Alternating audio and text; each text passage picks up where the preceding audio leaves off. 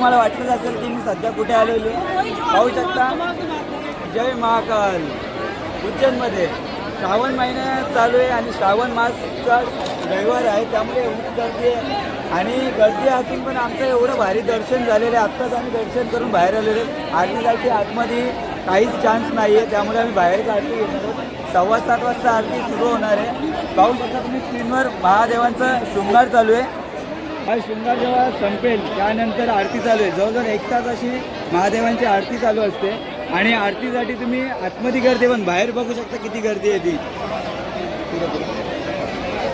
खूप अशी गर्दी आहे. श्रावण महिना असल्यामुळे गर्दी अजूनच आहे.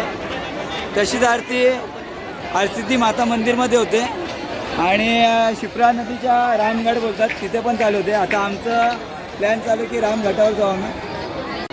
हो सर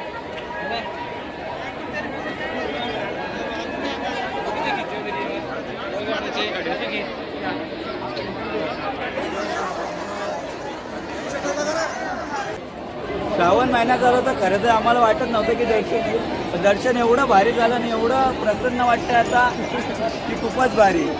आम्ही कालच ओंकारेश्वर ज्योतिर्लिंगांचं दर्शन घेतलं. तिथं गर्दी होती पण इथं दर्शन घेतलं आणि खूप असं प्रसन्न वाटले.